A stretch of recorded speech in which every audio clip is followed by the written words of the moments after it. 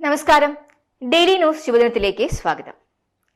കാണുന്നതും കേൾക്കുന്നതുമായ എല്ലാ കാര്യങ്ങളോടും പ്രതികരിച്ചുകൊണ്ടിരുന്നാൽ നമ്മൾ തന്നെ നമ്മുടെ സമാധാനം നഷ്ടപ്പെടുത്തും.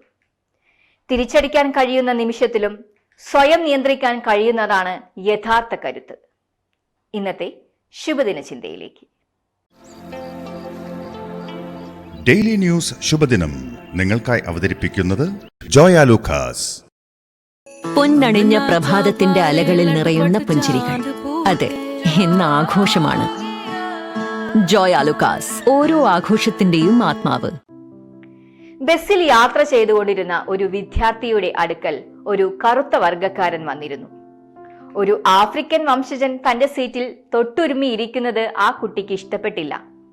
അവൻ തന്റെ നീരസം പ്രകടമാക്കിക്കൊണ്ട് സഹയാത്രികനെ തള്ളി നീക്കിക്കൊണ്ടിരുന്നു. അയാൾ ഒന്നും പ്രതികരിക്കാതെ ഒതുങ്ങിക്കൂടിയിരുന്നു. പക്ഷെ ആ കൗമാരക്കാരൻ അടുത്തിരിക്കുന്ന തടിച്ച മനുഷ്യനെ വീണ്ടും വീണ്ടും തള്ളി നീക്കാൻ ശ്രമിച്ചുകൊണ്ടേയിരുന്നു.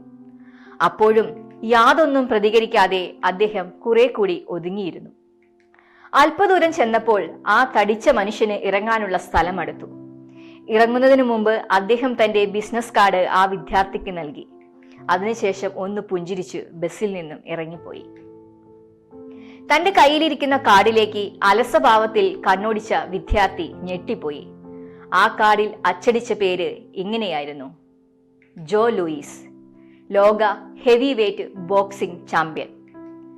1937 മുതൽ 1949 വരെ ലോക ബോക്സിംഗ് ചാമ്പ്യനായിരുന്ന ജോ ലൂയിസിന് വേണമെങ്കിൽ തന്നെ തള്ളി നീക്കാൻ ശ്രമിച്ച കൗമാരക്കാരനുമേൽ തന്റെ ശക്തിയുടെ ചെറിയൊരു അംശമെങ്കിലും പ്രകടിപ്പിക്കാമായിരുന്നു. പക്ഷേ അദ്ദേഹം ശാന്തനായി ഇരുന്നതേയുള്ളൂ.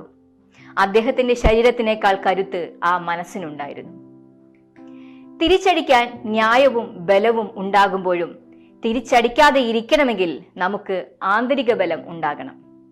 പ്രതികരണം ന്യായവും ക്രിയാത്മകവും കാര്യക്ഷമവും ആകണം. മനസ്സിന് ശക്തിയില്ലാത്തവർ എപ്പോഴും എല്ലാറ്റിനോടും പ്രതികരിച്ചുകൊണ്ടേയിരിക്കും. കാണുന്നതും കേൾക്കുന്നതുമായ എല്ലാ കാര്യങ്ങളോടും പ്രതികരിച്ചുകൊണ്ടിരുന്നാൽ നമ്മുടെയും മറ്റുള്ളവരുടെയും ജീവിതം ദുരിതപൂർണമായി തീരുകയേയുള്ളൂ. ശുഭദിനം.